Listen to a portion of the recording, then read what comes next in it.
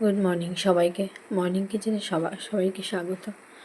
আজকে আমি বানাতে চলেছি একটা চটজলদি টিফিন, সেটা হলো রুটির পিৎজা। সেটা বানাতে লাগছে আমার পনির গ্রেট করে নিতে হবে, ক্যাপসিকাম, টমেটো আর চিজ কিউব, আর লাগছে অরিগানো।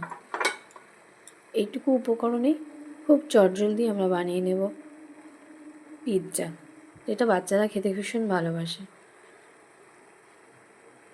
ঠিক আছে, আসুন দেখি কিভাবে বানানো যায়।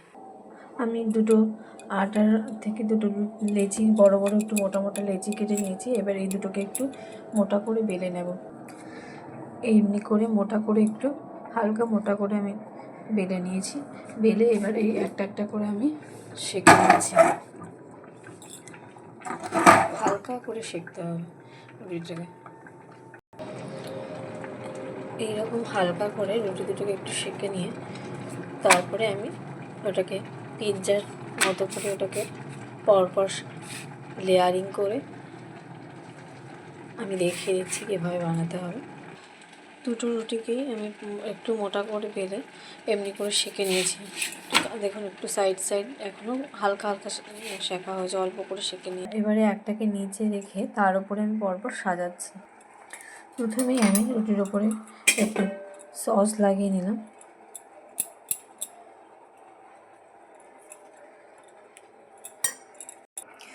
তারপরে এর উপরে আমি একটু পনির গ্রেট করে দিয়েছি আর একটু নুন আর অরিগানো ছড়িয়ে দিলাম।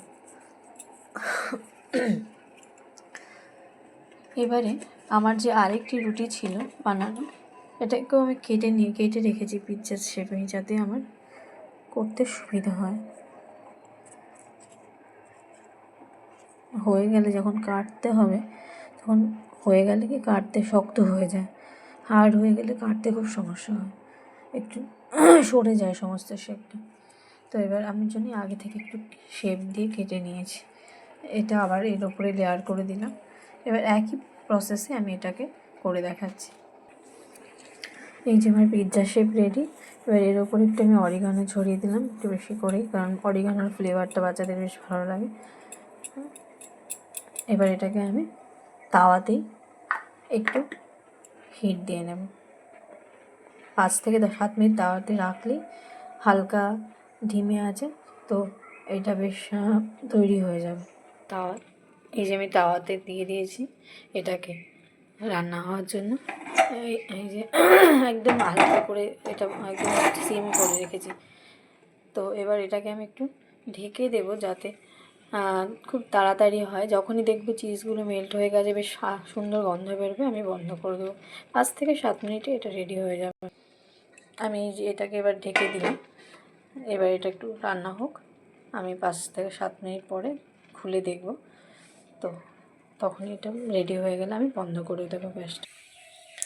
এবার আমি ঢাকা খুলে দেখব। দেখুন চিজটা বেশ মেল্ট হয়ে গেছে।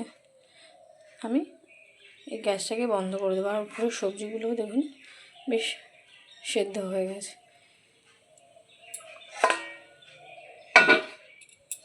গ্যাসটাকে বন্ধ করে আমি 5 মিনিট স্ট্যান্ডিং পয়েন্টে রেখে তারপরে নামিয়ে এটাকে বাচ্চাদের টিফিনে প্যাক করে দেবো।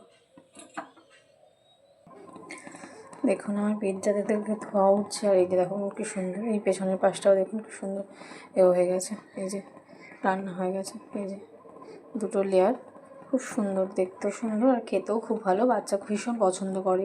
আমার ছেলে নিয়ে গেলে তো ওর বন্ধুরাই খাওয়ার জন্য সবাই খুব টানাটানি শুরু করে দেয়। Thank you.